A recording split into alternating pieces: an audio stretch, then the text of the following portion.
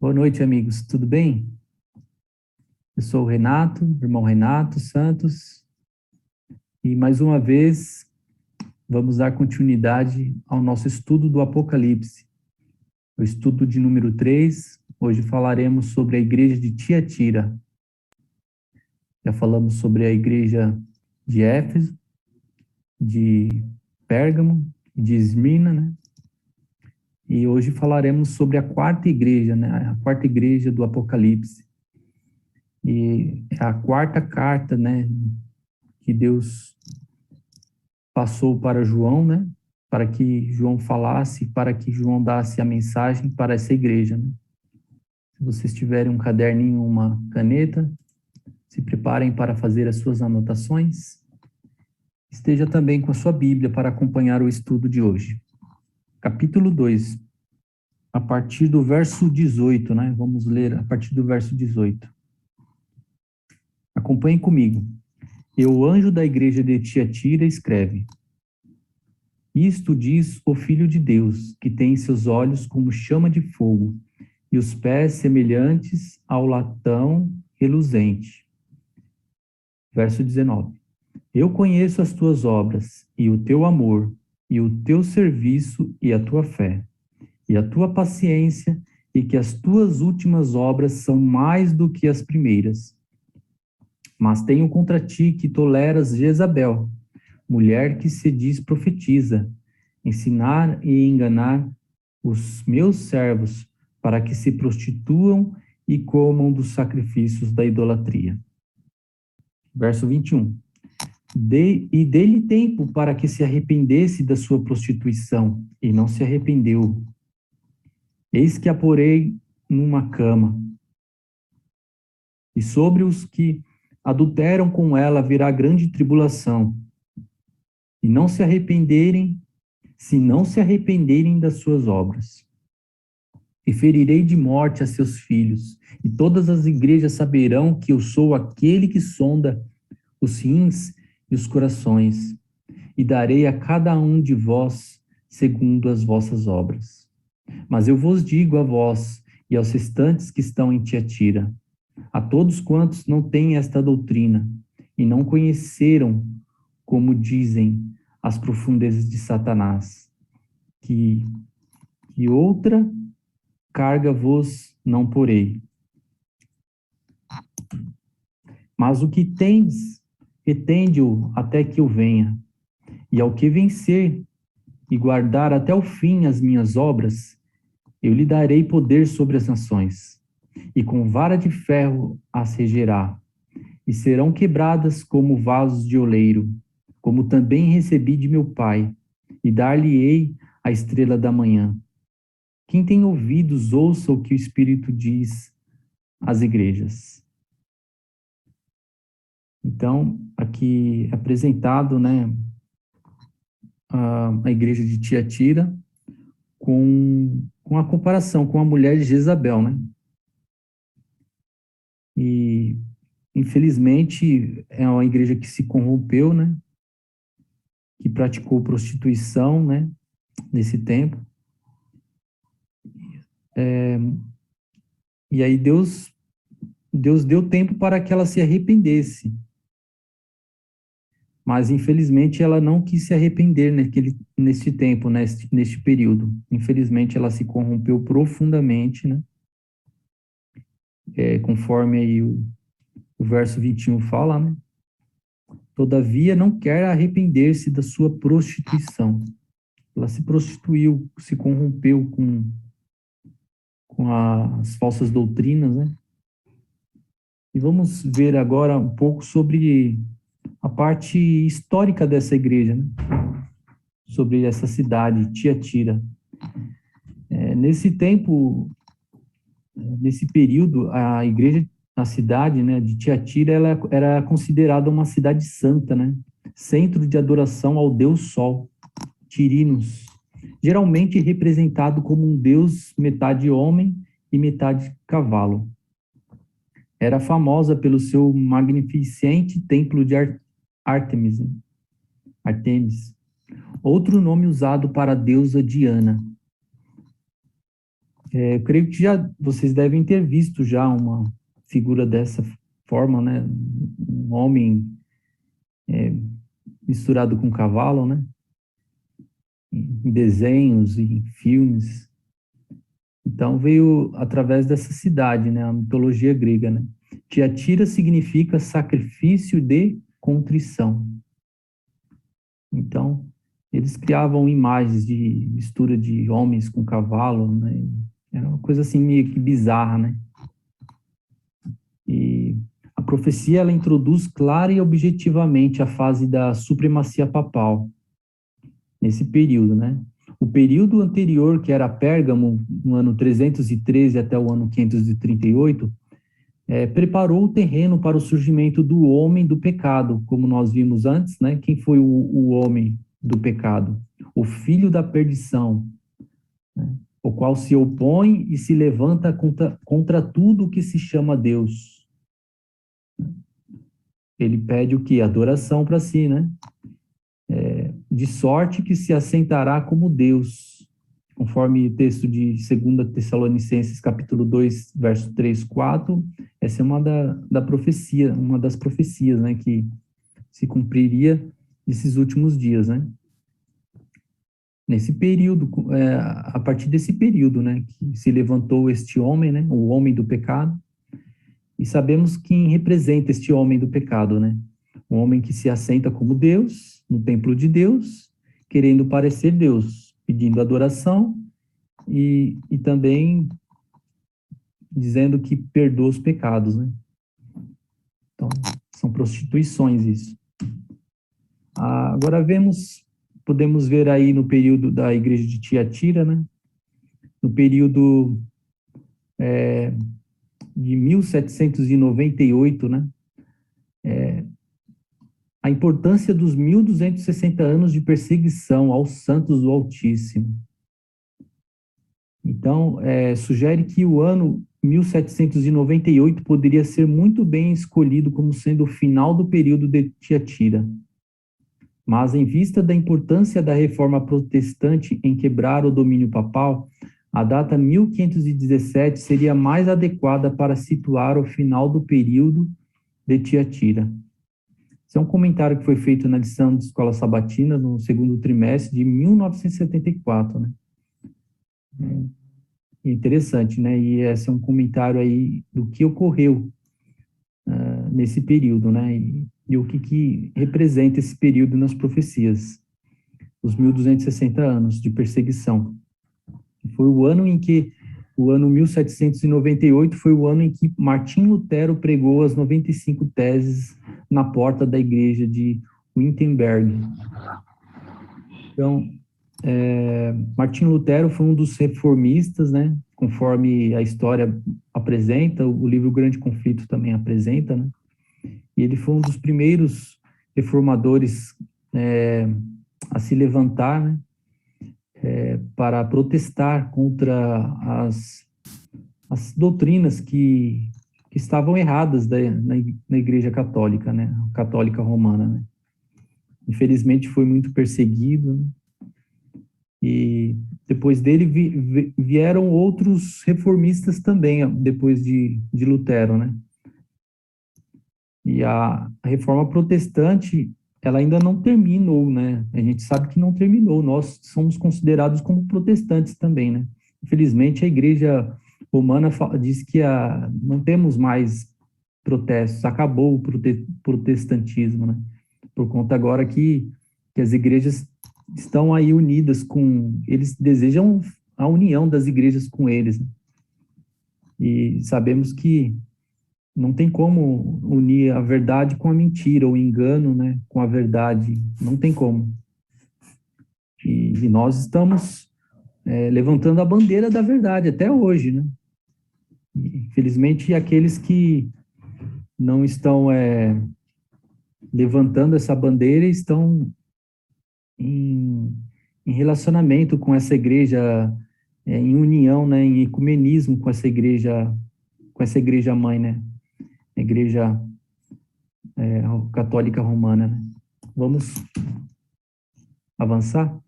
Agora vamos falar um pouco sobre o período no início, né, da igreja de Tiatira, que foi o ano 533. O imperador Justiniano promulgou um decreto reconhecendo a absoluta liderança do bispo de Roma, João II, no ano 533 ao ano 535, né? Foi essa liderança deste bispo, né? O decreto ganhou plena validade quando os ostrogodos, última das 3 tribos arianas, foram derrotados em 538. A gente vai entender essa profecia dos chifres, né, dos 3 chifres que foram destruídos, quando nós chegarmos, depois, quando avançarmos para o próximo estudo, que será de Daniel, né? A gente vai entender sobre os 10 chifres da besta, né? E os 3 chifres que foram destruídos, e depois se levanta um chifre, né? Que falava, que tinha olhos, boca, né? E a gente vai entender um pouco mais sobre essa profecia. Interessante, né? Então a gente vê como é importante a gente conhecer e saber a representação de cada detalhe, né? Como foi falado, né, antes, cada chifre representa, né, uma representação na profecia. Chifre quer dizer o quê? Reino, né? Então aqui foram 3 reinos que foram destruídos em diferentes períodos da história. E com a erradicação dos arianos, os ostrogodos, no ano de 538 depois de Cristo, foi um dos reinos, né? O Papa ele emergiu com a mais importante pessoa individual do Ocidente, o líder de uma organização religiosa adequadamente organizada, detentora de um credo definido e com um vasto potencial para influência política, né? Então, aqui, segundo o livro das profecias de Daniel, de Maxwell, né? Ele explica, né, que então este ano foi o período, né, que o Papa ele se levantou, foi o início da Igreja Católica Romana, né? Foi um período. E foi também um período de o início da Inquisição, né? Foi por isso que nós colocamos aí o período de 1260 anos. A profecia diz 1260 dias. Só que aí temos aí alguns textos que explicam que cada dia representa um ano, né? Um dia profético representa um ano, né? Então são 1260 anos que o povo de Deus foram perseguidos, né? E casa certinho, né? O tempo do início e o final desses 1260 dias. 1260 anos, né? Bom, em Apocalipse agora 2:19, o que diz? Eu conheço as tuas obras, e o teu amor, e o teu serviço, e a tua fé, e a tua paciência, e que as tuas últimas obras são mais do que as primeiras. Então, Deus ali mostra aqui o reconhecimento das qualidades desta igreja. Quais são as qualidades, né, que essa igreja apresentava? Tiatira experimentou, por um lado, muita escuridão, muita apostasia, mas, por outro lado, ela também vivenciou muita luz. E embora ali se tenha registrado alguns dos fatos mais infames já executados em nome da religião, também se presenciaram alguns dos maiores feitos de homens cheios do amor e do Espírito Santo. É o Espírito de Deus, né? O Espírito Santo. Então, a gente podemos ver aí, entender aí que a igreja, ela realmente, ela passou por um lado de escuridão, ela, infelizmente, ali, ela não cumpriu ali com o que Deus havia pedido ali, né? No caso, ela se prostituiu, né? Infelizmente entrou heresias e ela foi manchada, mas Deus tinha também um grupo ali que não caíram. Então a gente vê muitos cristãos que foram fiéis a Deus neste período também, né? É um período de perseguição que Deus levantou aí os reformadores. E foram aí os dias dos valdenses, dos albigenses, de Wycliffe, de Hus, Jerônimo e de Lutero. Em cada época, em cada século da história, eles tiveram seu papel, a sua missão aí, eles cumpriram muito bem sua missão, né? E as verdades foram sendo restauradas, né, ao longo dos séculos, através desses homens. E a igreja ela foi sendo purificada ao longo dos séculos, né? até chegar ao tempo de 1844, que nós vamos ver também aí dentro da profecia mais à frente, aí, quando falarmos da sétima igreja, a igreja de Laodiceia, né? Bom, então, foi um tempo de muita perseguição, né? E esses homens sofreram muito, né? Por amor à verdade, foram fiéis a Deus, mas, graças a Deus, graças a esses homens que viveram, né? Que deram sua vida, né? Em prol da verdade, nós temos hoje essa mensagem, essa luz, né? Que foram carregadas a bandeira, a tocha da bandeira, né? A tocha da bandeira, não é tocha mesmo, tocha da bandeira.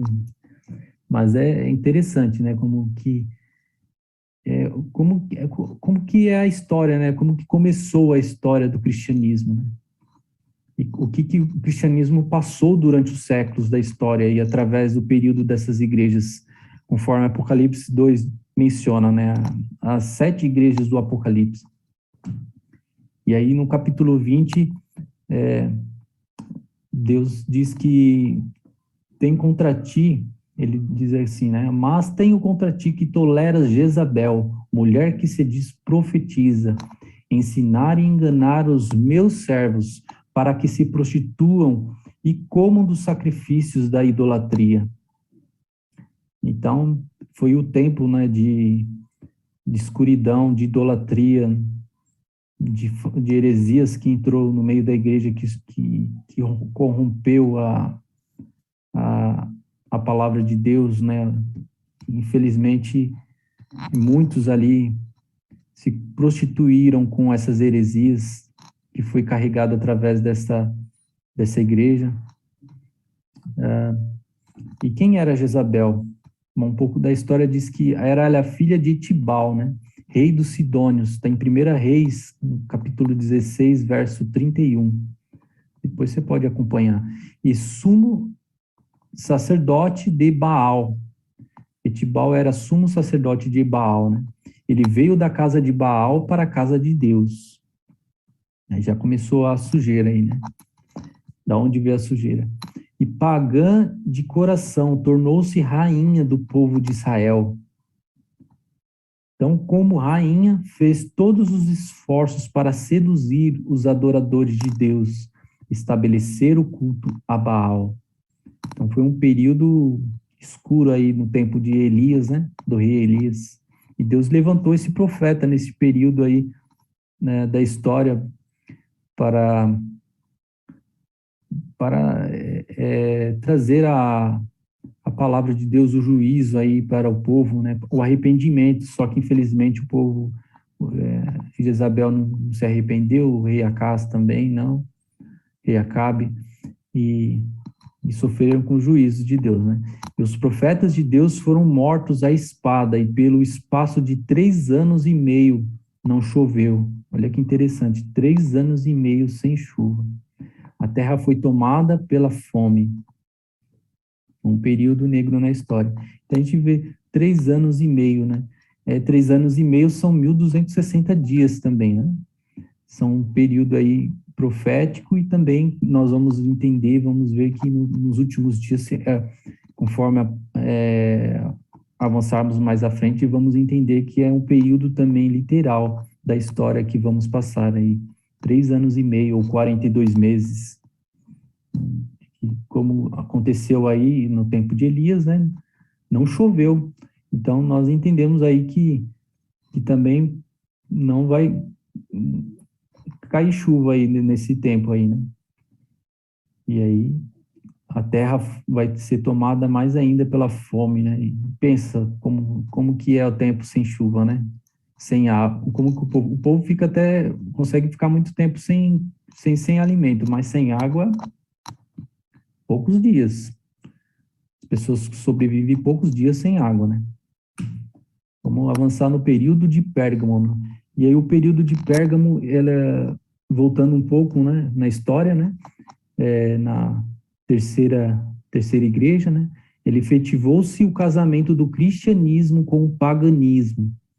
Então, e deste julgo desigual nasceu quem? O filho da perdição, o homem do pecado. Já comentamos, né?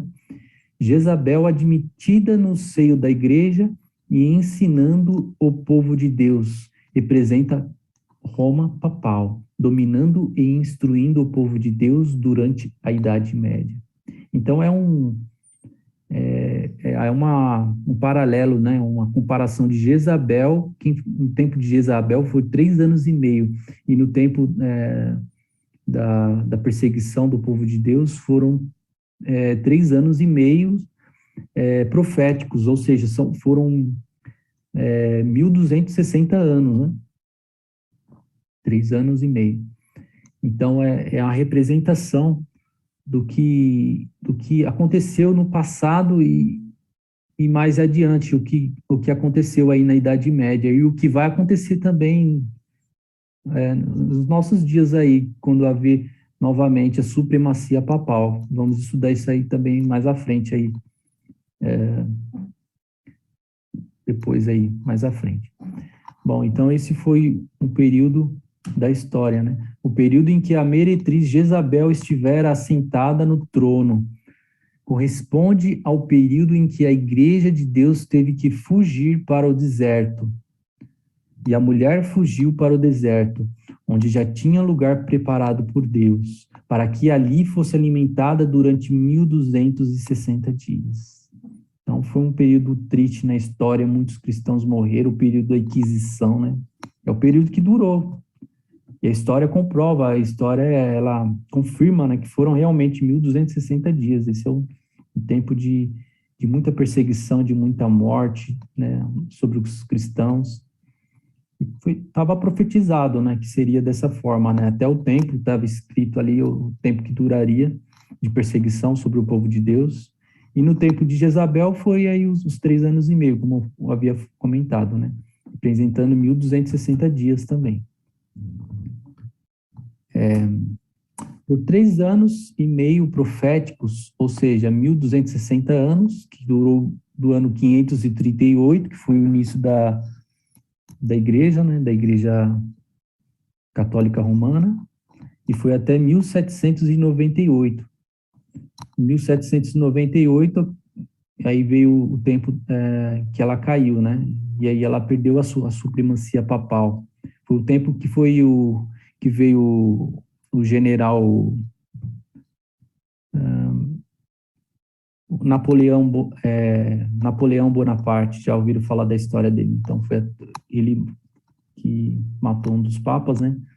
E aí acabou com a supremacia papal. E aí a história continua adiante. A verdade esteve eclipsada, enquanto que na terra havia fome espiritual. O acesso da Igreja de Roma ao poder assinalou o início da escura Idade Média. E aí as profecias aí, mais uma vez, se confirmando através do livro Grande Conflito, um livro muito importante, muito bom, que eu aconselho a todos lerem este livro, né? Aqueles que ainda não leram, e aqueles que ainda já leram, leia mais uma vez. E então, neste livro aí, são profecias que foram dadas para a irmã Ellen White, né? Confirmando aí o que a palavra de Deus também, né? Dando mais detalhes aí do que aconteceu realmente, e que essa profecia aí, ela realmente é verdadeira mesmo, né? Esses 1.260 anos aí, está escrito, né? Foi aí o início escuro da Idade Média, né? Foi uma fome espiritual também, né? As pessoas estavam buscando também, mas não encontrava, né, o alimento espiritual. Nesse tempo, a palavra de Deus foi queimada, muitos ficaram sem conhecer a palavra de Deus, né? E o primeiro edifício a ser construído na região hoje conhecida por Vaticano foi um circo construído pelo imperador Calígula, né? E poucos anos depois da morte de Jesus, foi nesse circo que se efetuou o primeiro massacre dos cristãos. E Pedro foi ali crucificado. Diz a tradição que ele também foi ali enterrado. Então, aí são alguns detalhes da história, né, que conta aí, e o que hoje é o Vaticano, o que era antes no lugar do Vaticano, né? foi construído ali. Então, é importante que as pessoas conheçam a história do Vaticano, como que era antes. Isso é uma história que, felizmente, eles escondem, né? Eles querem esconder. Esse é o plano do inimigo, esconder a verdade, né? Esconder a história, né? A verdadeira história aí. Então, muitos cristãos foram mortos aí pela igreja. A pedido do Papa Silvestre, Constantino começou ali a ereção de uma grande igreja no ano 306. Uma parte das paredes do velho circo foi aproveitada na construção da igreja.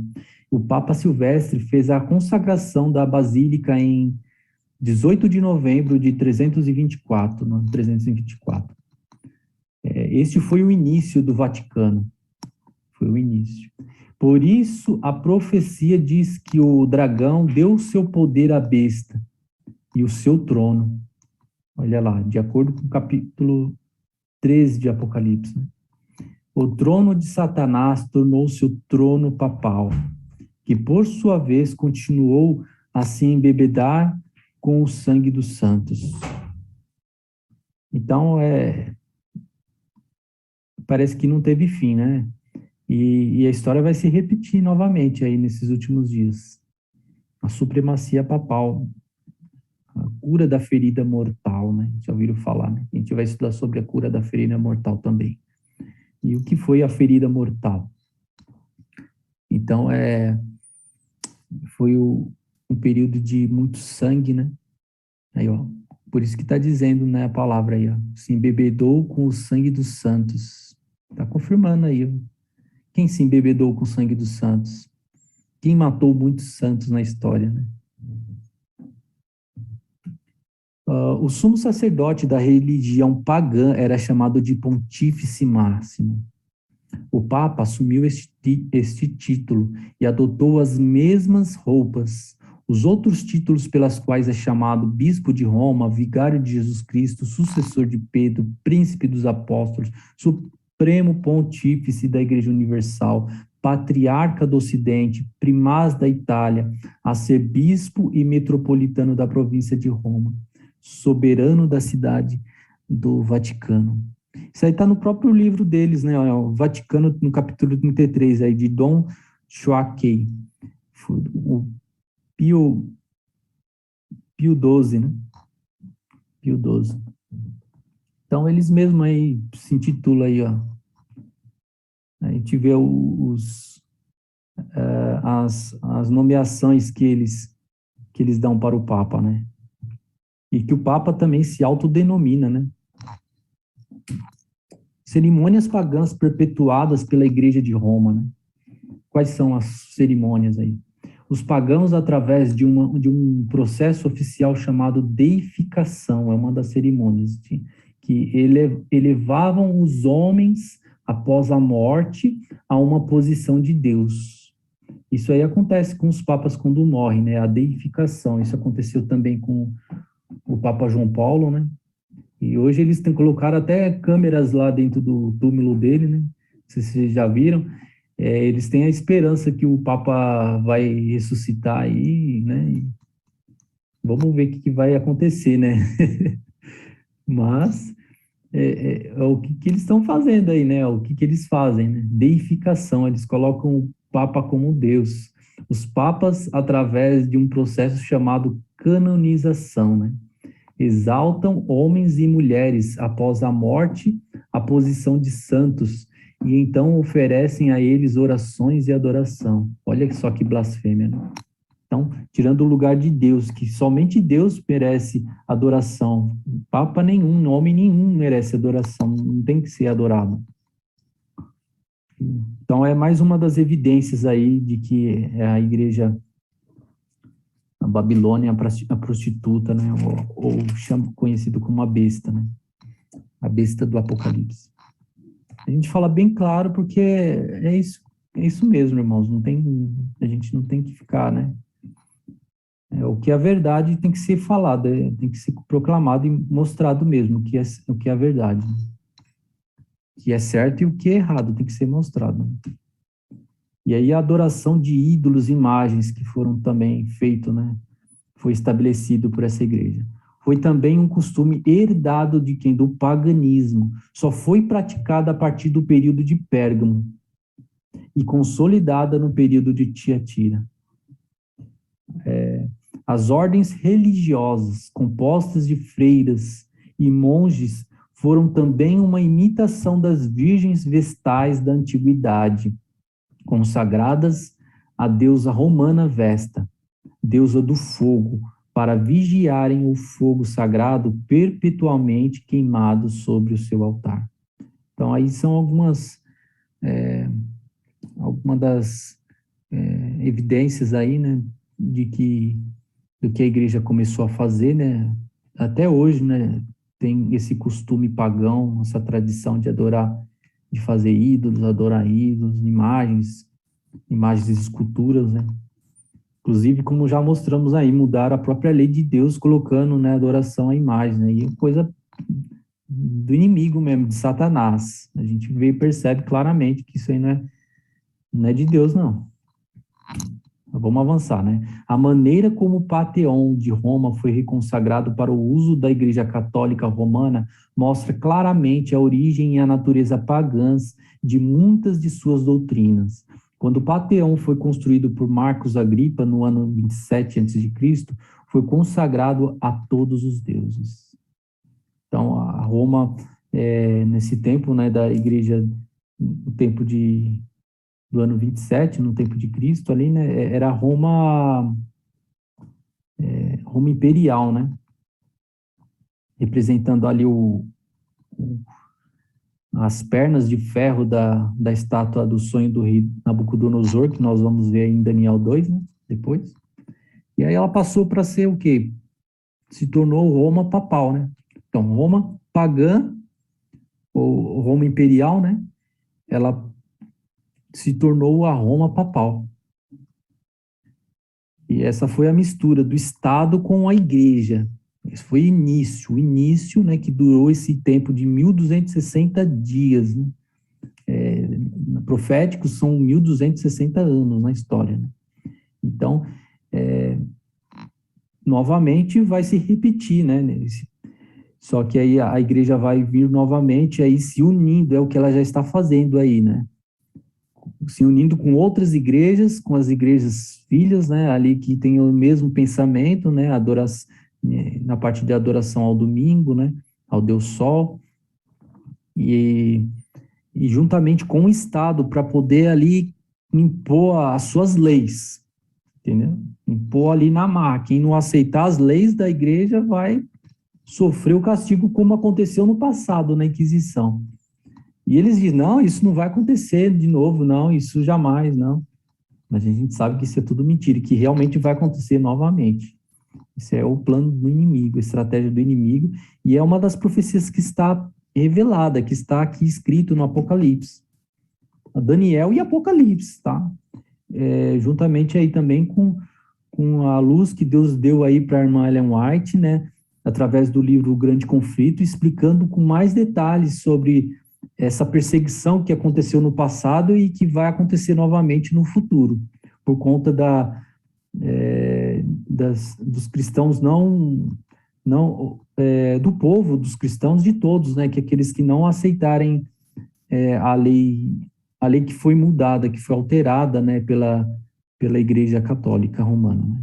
E o Papa Bonifácio IV, né, no ano 610 depois de Cristo, né, e consagrou a bendita Virgem e a todos os santos. Naquele tempo em diante, os seguidores da fé católica passaram a se ajoelhar e adorar neste mesmo templo. Essa veneração, né, que eles fazem para Maria, né, é uma idolatria, né? Eles dizem que não, mas eles falam que não é uma forma de respeito, então foi feito assim. Isso aí não existe isso, irmãos. Isso é uma idolatria, adoração a ídolos e imagens que foi feita, né? Então a gente só tem que ajoelhar, se prestar diante de Deus, em nome de Jesus Cristo, somente assim, gente, irmãos. Nada diante de imagens. Então, só que os homens aí está dizendo o texto, né? Só que os nomes dos ídolos e imagens foram mudadas para nomes de personagens cristãos. A mesma adoração idólatra continua sendo realizada até o dia de hoje.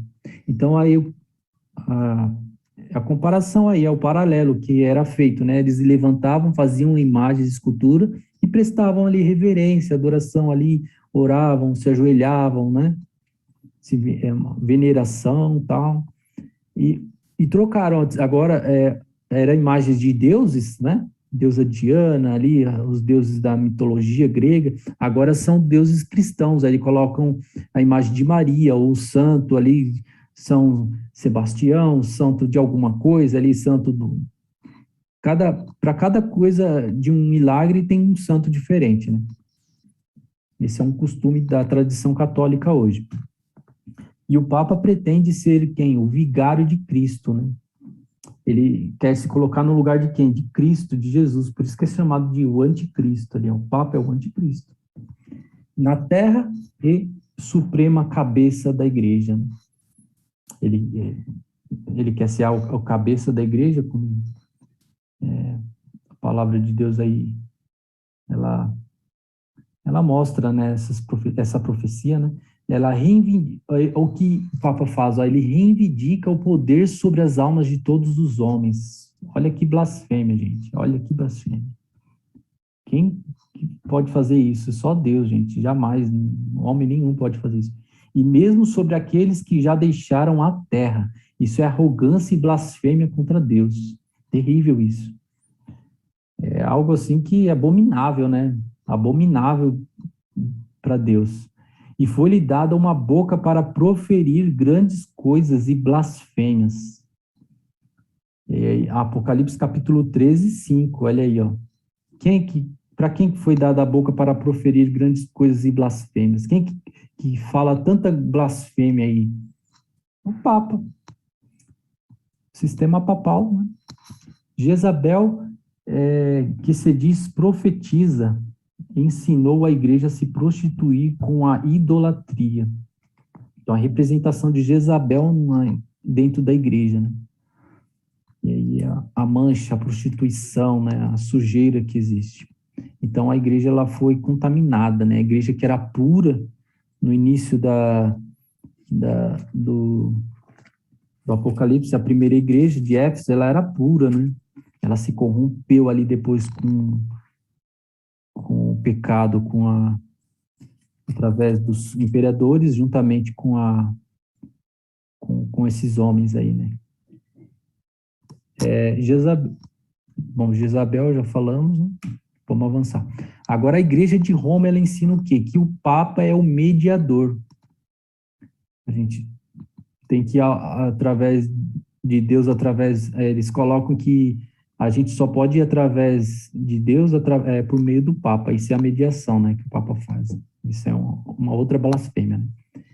E diz aí que se pode confiar, né, o que a igreja romana fala, que se pode confiar nas próprias obras para expiação do pecado, que se pode fazer longas peregrinações e praticar atos de penitência. É o que o Martim Lutero lutou aí na história, aí na Reforma. Ele foi contra essas coisas aí que eram feitas, né? Penitência, né? E aí as pessoas tinham que pagar indulgências aí para receber o perdão também, né? As indulgências no tempo de Lutero, né? E também que relíquias e imagens podem ser adoradas. Olha aí o que eles falam, né? E que se deve acender velas e dirigir orações diante dessas imagens. Olha que terrível. Então, as velas, as pessoas... isso é um costume católico, quando a pessoa está ali no velório, por isso que o nome já diz velório. Velório é coisa de católico ali, né? Que foi um costume que veio dos católicos, da igreja romana, né? E aí eles acendem as velas com o objetivo de orar pelos mortos. E tem igrejas que, além das igrejas católicas, que fazem oração pelos mortos, que é, se eu não me engano, a igreja dos Mormons faz isso, a oração pelos mortos, né? Então, é coisa que não é de Deus, é coisa do mal, isso aí. Isso aí não está na Bíblia, não. Mas é doutrina, falsa doutrina. Então, eles pregam a imortalidade natural do homem. O que é imortalidade natural do homem? Que o homem, ele é imortal. Não, o homem é mortal. É a doutrina da imortalidade da alma. O que a sua alma fica aí, né? Ou vai para outro corpo e tal. Isso aí é uma coisa de espiritismo também, né? Então, aí a relação do espiritismo com a igreja romana também a gente vê aí. E é uma das profecias que aí fala também, né? Que é a união do espiritismo com o catolicismo, né? E aí é dito no livro do Grande Conflito, na página 60, né? E aí fala também a consciência na morte, bem como o tormento eterno e a santificação do domingo. Aí são as heresias, são as falsas doutrinas aí que são sendo pregadas, ensinadas pela Igreja Romana, né? Além de outras que existem hoje também, né? Que eles colocam aí, que é, eles abraçam, né, tal, o LGBT, né, quem faz parte, tal, desse grupo, mas eles falam que eles têm que ficar assim como estão, né? Então não ocorre mudança de vida. Eles têm que ficar só assim, não existe isso. Eles aceitam a Cristo, todo aquele que aceita Jesus, ele se converte, ele deixa os seus maus caminhos, o pecado, a vida de pecado. Então, teoricamente, como na prática, eles têm que deixar de ser gays ou fazerem parte desse grupo de LGBT, né? Então, a pessoa se converte para a verdade. Então, nós abraçamos, nós temos que levar a mensagem para eles, né? Só que Deus, ele chama os pecadores, só que ele não para que os pecadores continuem sendo, continuem no pecado, aí, naqueles pecados que, não. Deus, ele quer salvar a todos, mas ele fala assim, o que Jesus fala? Falou para a mulher, né, que a mulher é prostituta, né? Ela, seus pecados, também não te condeno, seus pecados são perdoados. Só que agora você vai, mas não continue na prática desses pecados, ou dos pecados, né, no caso. Vai e não peques mais. Então é nisso, né? Então a gente vai aprendendo o processo de santificação. Você sabe que aquilo é pecado, você tem que deixar de fazer e você vai aprendendo e aí Deus vai te mostrando o que é pecado. Olha, isso aqui é pecado, isso eu estou cometendo, isso aqui não é certo. Então Deus vai mostrando, você vai recebendo luz. A luz ela é progressiva, gradativa na vida do cristão. Então ele tem que abandonar os pecados. Então, aquilo que você sabe que é pecado, você tem que abandonar. Aquilo que você não sabe que não é pecado, você não vai prestar conta com Deus aquilo que não é, que você não sabia que era pecado, né? Então, Deus não vai levar em conta o tempo de ignorância, né? Então, é assim que funciona, né? E a doutrina das indulgências aí, né? Como eu havia falado também, que aconteceu no tempo de Lutero. O meio-dia do papado foi a meia-noite do mundo, está dizendo aí. Interessante, né? Então, vamos avançar agora sobre o protestantismo, né? Que eu havia falado sobre o protestantismo, né? De um modo geral, defende com unhas e dentes doutrinas e costumes que tiveram origem não na palavra de Deus, e sim na tradição católica. Infelizmente, aí eles estão bebendo da tradição católica, sem saber. Muitos são inocentes, né, tal, não conhece, não sabia, mas a partir do momento que você sabe o que é verdade, agora é diferente. Então, você presta conta com aquilo que você sabe agora. Nós vamos prestar conta com Deus sobre aquilo que nós conhecemos, que nós sabemos, e nós temos que viver de acordo com aquilo que nós temos, né?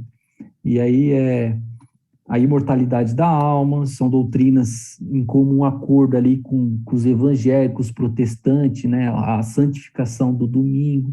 É claro que eles não fazem abertamente ali como a Igreja Católica faz, mas eles têm aquele costume, aquela tradição, né, de não vou trabalhar de domingo, hoje é domingo e tal, né?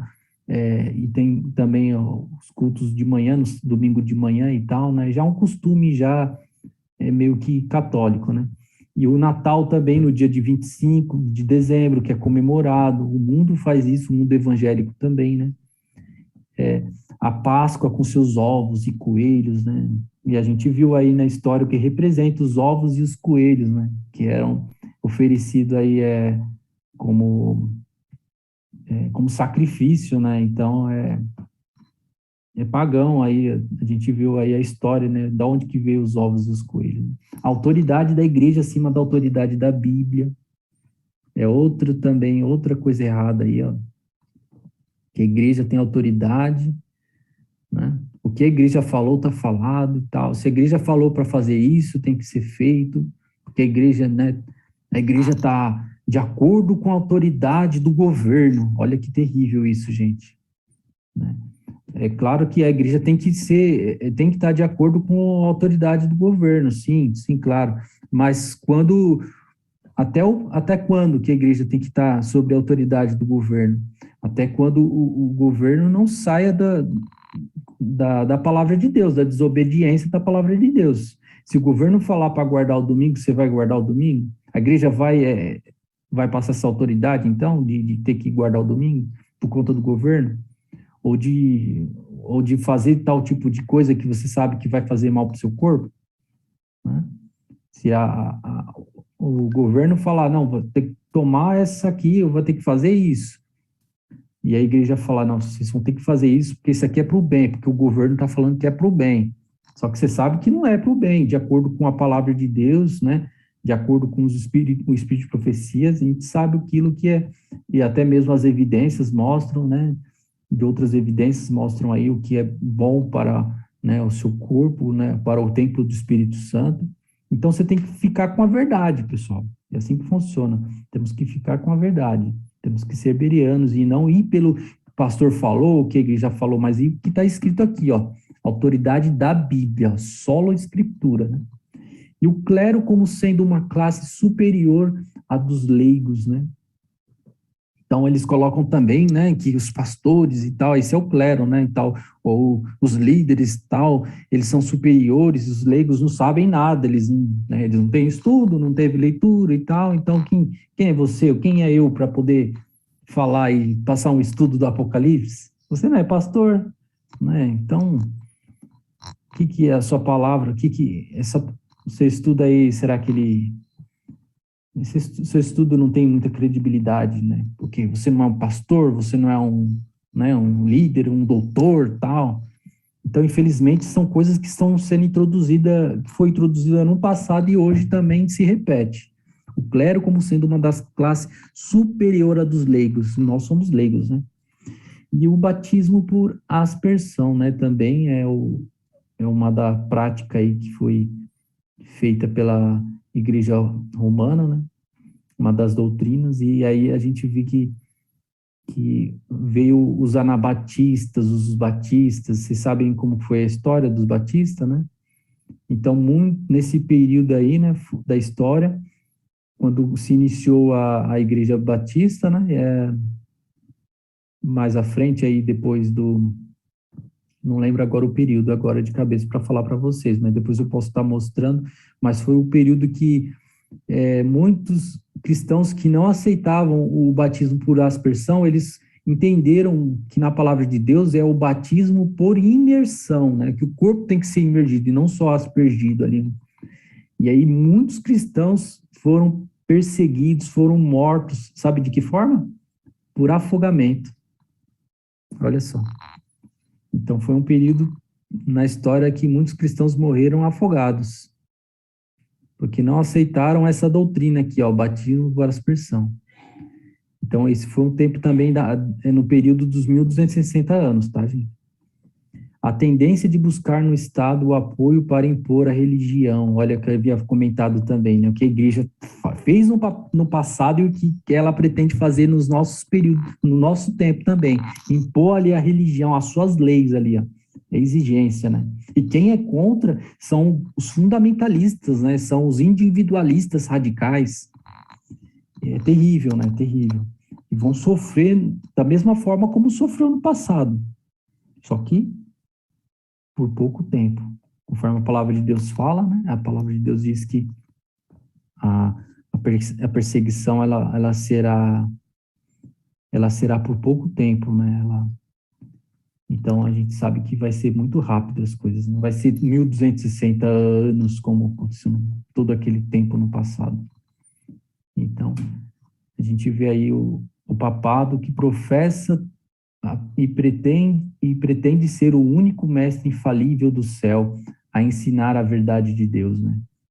É terrível, né? Que o papado veio fazendo ao longo do período dessa história, né? Então não vamos dizer que é só apenas o Papa Francisco, né? O Papa a besta, ele é a besta, não. É um sistema todo papal, pessoal. O sistema papal que representa a besta, né? E Deus não colocou na terra um trono para que seus apóstolos reinassem. O que Deus planejou para seus apóstolos e sucessores está descrito nas palavras do apóstolo Paulo. Porque tenho para mim que Deus, a nós, apóstolos,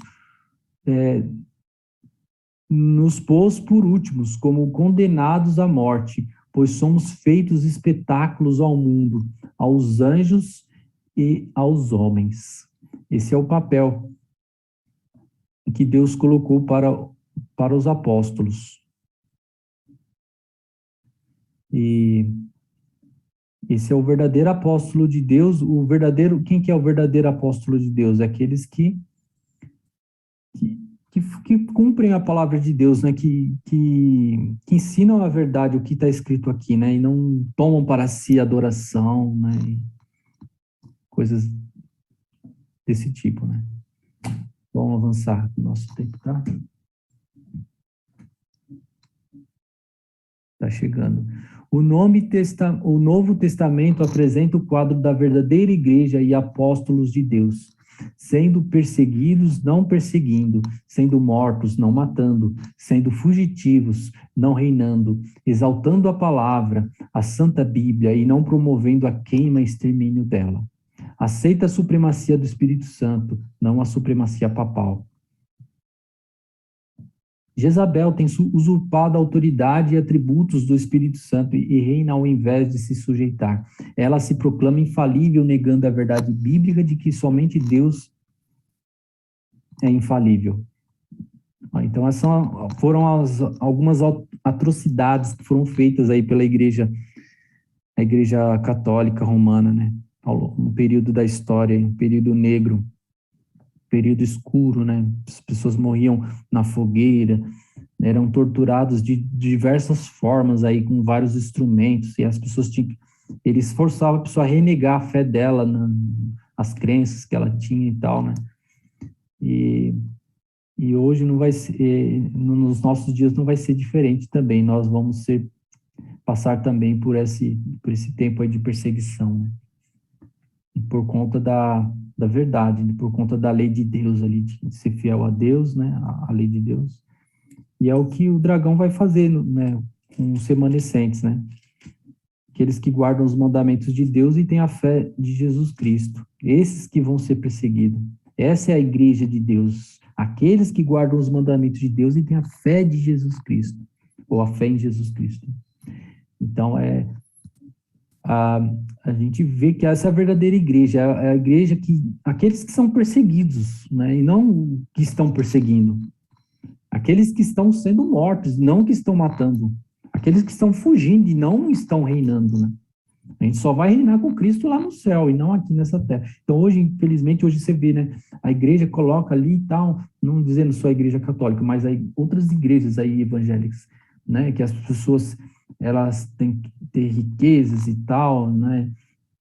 E aí a pessoa nem estuda a palavra de Deus, né? Eles nem têm a Bíblia como estudo ali, ela só está ali por conta de prosperidade, de tal, de ser de próspero, de ter milagres, curas, milagres, prosperidade.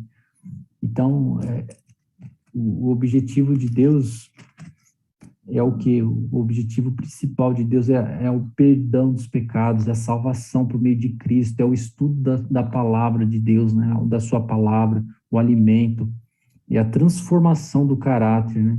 E não, o objetivo de Deus não é dar riquezas aqui nessa terra ali, não é trazer somente a cura física, né? Deus deseja, sim, a cura, mas o principal é a cura espiritual, né? A cura da alma, né?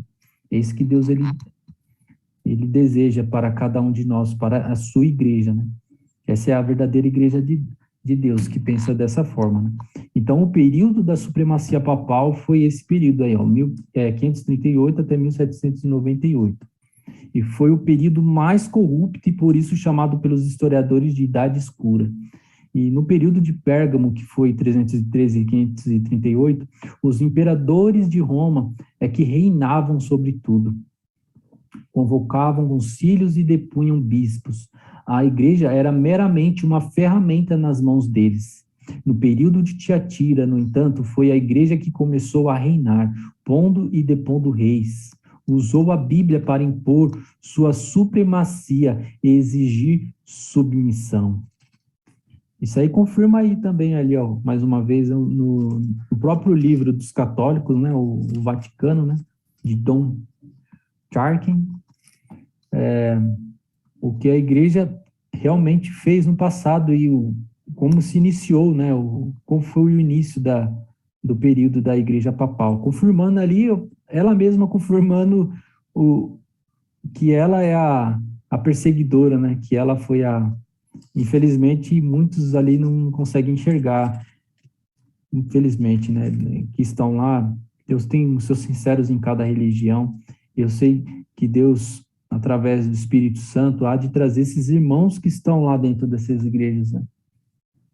Tanto a igreja católica como evangélica, como todas as outras denominações, nós cremos que Deus, nesses últimos dias, há de tirar os seus sinceros dessas igrejas que estão pregando as falsas doutrinas aí, coisas que não estão corretas, que não estão escritas na palavra de Deus, na verdadeira doutrina, e vai trazer para a verdade, vai trazer para o povo de Deus, e vai se juntar ao povo de Deus. Então vai ser apenas dois grupos, né? O grupo daqueles dos justos e dos ímpios, né? Aqueles que estão do lado da verdade e daqueles que estão do lado da mentira, do engano, de Satanás, né? Estão do lado de Cristo ou do lado de Satanás. Esse é um grande conflito na história, né? É um grande conflito que é apresentado no livro de Apocalipse, é um conflito entre o bem e o mal. E quem vai vencer é Cristo, né? Então, vamos avançar. Aí diz aí também aí um pouco da história, que na noite de Natal, no ano 800, estava Carlos Magno assistindo missa quando o Papa inesperadamente colocou-lhe na cabeça uma coroa de ouro e nos ombros um manto de púrpura. O rei foi tomado de surpresa e não sabia a significação daquele ato, né? Até ouvir o coro cantando: Viva Carlos, coroado por Deus, grande, piedoso e pacífico imperador dos homens. Esse foi né?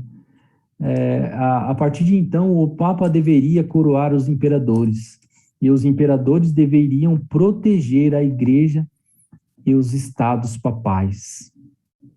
Olha aí como que foi a história, né? A história da igreja católica romana. No próprio livro deles, né? Da igreja católica vem explicando isso aí. Então, você vê a relação disso aí com a palavra de Deus, com as profecias, né? A púrpura, né? Então, a gente vê a prostituição da besta, né? Olha lá, Apocalipse 17, 6. Em comparação com o próprio texto da história do Vaticano, né? O próprio livro do Vaticano, a história. Agora vamos na palavra de Deus, né? A história mostra quão trágico foi o reinado de terror da igreja na Idade Média. Está em Daniel 7:25, né? Quando os santos do Altíssimo foram massacrados e perseguidos por 3 anos e meio proféticos. Então, mais uma vez, 3 anos e meio proféticos foram 1.260 anos na história. O sangue dos santos foi derramado a tal ponto de a profecia dizer que Babilônia ficou embriagada com o sangue dos santos. Olha aí, Apocalipse 17, 6. Vamos avançar. No século 13. Foi estabelecido o mais terrível de todos os estratagemas do papado, a Inquisição. O papado se tornou o despota do mundo. Reis e imperadores curvavam-se aos decretos do pontífice romano.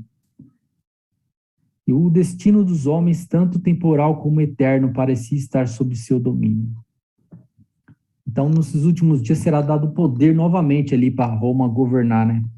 Os próprios presidentes, né, os líderes mundiais vão dar esse poder para Roma governar, estabelecer ali. E hoje a gente já vê já o início, né? O Domingo Verde, o Domingo do Clima, né? Já está sendo propagado aí pelas igrejas, aí pela própria igreja romana, juntamente com as igrejas ali evangélicas. A gente vê aí na atualidade hoje, na Grã-Bretanha, o que está acontecendo, né? E aí, as reuniões que eles estão fazendo aí, que vão fazer neste ano, no ano que vem aí, já para introduzir, já para poder vir logo aí a adoração, né,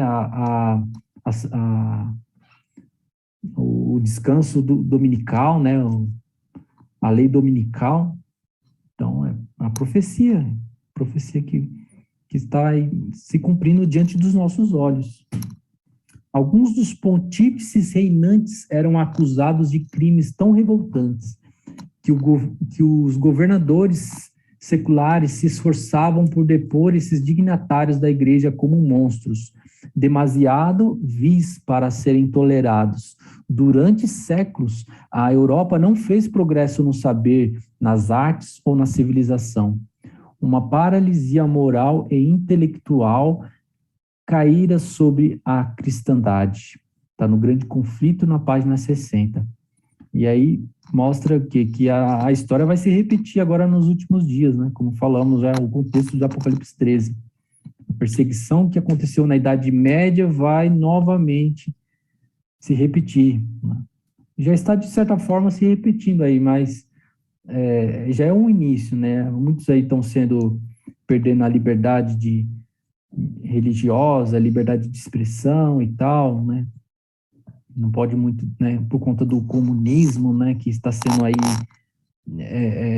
o comunismo, a gente vê de onde que vem o comunismo, né? Da própria instituição aí, da própria Igreja Católica Romana, que defende o comunismo ali, a ditadura, a supremacia, né?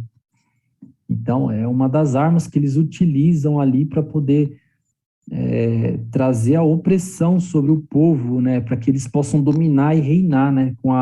Com as ideologias e falsas doutrinas do mal. Eles são quem? Instrumentos de Deus ou instrumento do mal, de Satanás? Instrumento de Satanás. Ou é instrumento de Deus ou é instrumento de Satanás. Não tem como ficar em cima do muro. Então, a igreja tem que ser instrumento de Deus. Tem que pregar a verdadeira adoração, pregar o que está escrito, né? E não o contrário disso, né? Dentro do contexto correto. Os valdenses foram também os primeiros dentre os povos da Europa a obter a tradução da Sagrada Escritura, né? Centenas de anos antes de Reforma, né? Então, um pouco da história dos valdenses, que eles escondiam, né? Eles foram perseguidos, eles escondiam a palavra de Deus dentro dos seus próprios corpos, né, gente? Foi um tempo, assim, que eles ficaram ali firme ali nesse ponto de ter que esconder né? A história conta aí também que eles cortavam a pele e colocavam pedaços da palavra de Deus dentro da pele, assim, também, sabe? Foi terrível também para esse povo, para esses homens aí, os valdenses. Pedro Valdo, né? Foi através de Pedro Valdo, né? Ele foi um dos valdenses da história aí. Nativo de Lyons, famoso por sua piedade e ensinos, tornou-se um forte opositor do papado. E desse tempo em diante, os reformadores passaram a ser chamados de valdenses. Rejeitavam o culto às imagens, como idolatria, e eles guardavam o sábado. Olha que interessante, né, pessoal? Olha, guardavam o sábado. E muitos falam que hoje o sábado não precisa ser guardado. E o sábado foi guardado ali pelos valdenses. Eles foram os primeiros reformadores. Eles não eram adventistas do sétimo dia, ó, né? Eles eram os valdenses, olha. Então, uma bula foi promulgada pelo Papa, condenando-os como hereges, entregando-os ao morticínio. Olha aí, ó. E nós rejeitamos o culto às imagens, não rejeitamos? Nós não somos contra a idolatria? E nós não guardamos o sábado? Então vai acontecer da mesma coisa com nós também aí, ó. Como aconteceu com eles aí, ó. Vamos ser condenados como hereges, vamos ser entregues para a morte. Vai haver muitos mártires ainda nesses últimos dias. E aí, no livro Grande Conflito, página 77, diz que ordenava o Papa que aquela maligna e abominável seita de perversos, caso se recusasse a abjurar, fosse esmagada como serpentes venenosas. Olha como que é terrível, né? E é como o Papa olha, né? Imagina então um Papa jesuíta, né, gente? Quem não sabe ainda sobre os jesuítas, pode depois dar uma procurada aí na história aí e ver as atrocidades que os jesuítas fizeram, né? Tem até o, o, como que é o nome? Esqueci o nome da palavra, mas eles têm um voto dos jesuítas, né? E é um voto terrível, né? Que fala que eles vão matar e vão, né, vão fazer atrocidades. Vixe, é coisa terrível esse voto dos jesuítas. Então, é uma coisa terrível, né? Só Deus para nos, nos proteger e nos ajudar, né? Nos dar a vitória. John Wycliffe foi dos reformadores aí do tempo da Idade Média, do século que surgiu na Inglaterra, este homem, né? Ele surgiu na Inglaterra no século XVI e devia ser considerado a estrela da manhã da Reforma. Foi o arauto da Reforma, não somente para a Inglaterra, mas para toda a cristandade. Não somente para a Inglaterra, mas para toda a cristandade. Recebeu o título de doutor do Evangelho, mas a maior obra da vida de Wycliffe foi a tradução das Escrituras para a língua inglesa. A Bíblia, traduzida por ele, logo teve acesso aos lares do povo. Os chefes papais conspiraram para fazer silenciar a voz do reformador. As doutrinas por ele ensinadas espalharam-se, seus seguidores passaram a ser conhecidos como Lollardos, né? Como Lollardos. Um pouco da história aí, né, dos reformadores aí, uma das verdades que foi sendo restaurada, né, e representando no santuário as tábuas, né, de pães, os 12 pães, a palavra de Deus, né? Então veio restaurada aí, sendo restaurado por John Wycliffe nessa época, né? Que a igreja jogou por terra a palavra de Deus, que queimou, que escondeu, não, e ele foi lá, descobriu a palavra de Deus, assim como Martim Lutero, e traduziu ali para a língua inglesa, para poder a palavra de Deus ser disseminada e ser conhecida pelo mundo, né? Esse é o objetivo de Deus. E no reinado de Eduardo III, a Igreja da Inglaterra estava numa condição extremamente corrompida e a luz do Evangelho de Cristo foi grandemente eclipsada no ano de 1401. Pela primeira vez na história da Inglaterra, a fogueira foi decretada contra os discípulos do Evangelho. Bom, o estudo é um pouquinho longo, né?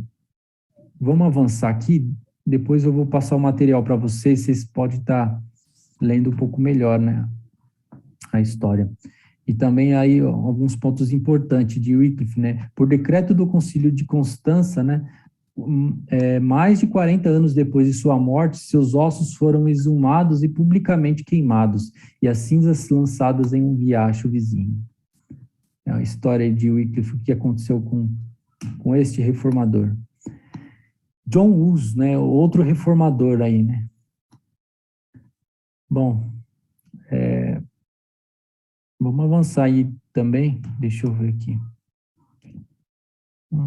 Tá falando a história de John Hus. Foi queimado na fogueira.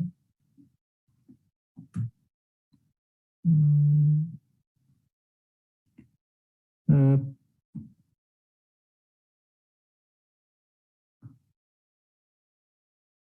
ok. Aí outro reformador, Jerônimo, foi também um dos reformadores que lutaram ali pela verdade no tempo da Idade Média. Um detalhe importante é o que eles faziam, né? Olha lá, não soltaram nenhum grito de dor. Ao levantarem-se, as chamas começaram a cantar hinos, e mal podia a veemência do fogo fazer silenciar o seu canto. Olha que testemunho, né, irmãos? Como é que pode? Eles não tiveram, eles sentiram dor, olha lá, não soltaram nenhum grito de dor. Talvez Deus tenha, né, amenizado a sua dor, né, por conta da fogueira. Então, aqueles que estão com Deus, é isso que vai acontecer, né? Aqueles que estão pelo Espírito Santo, eles vão sofrer, mas muitos não sentirão dor, né? Vai ser uma morte ali. E eles ficaram felizes, ó, cantando hinos, porque eles sabiam que estavam, né, fazendo a vontade de Deus, estavam ao lado da verdade. Albigenses aí também, aí. Os albigenses também foram, foram mortos aí, foram por conta da Igreja Católica Romana.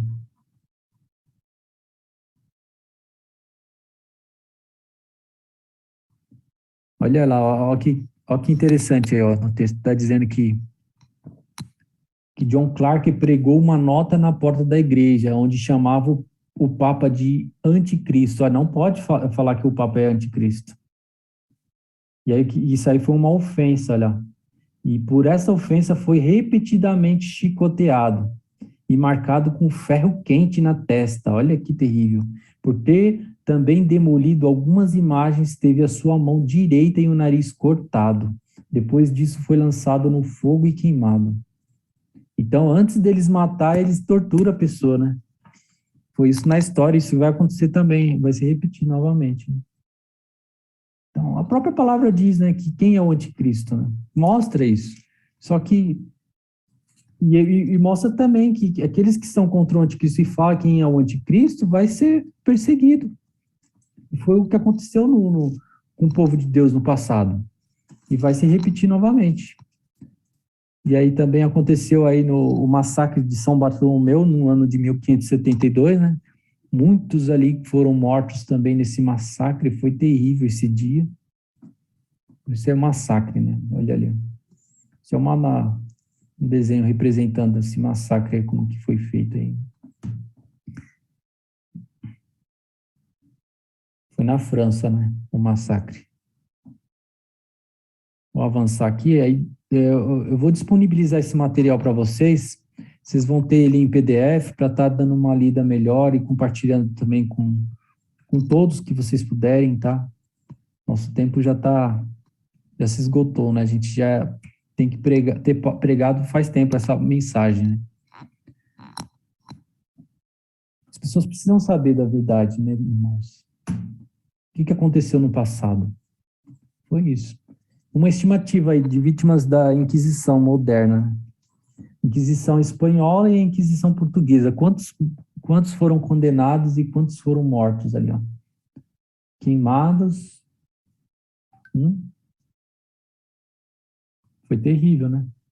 Quantas pessoas não morreram por amor à verdade?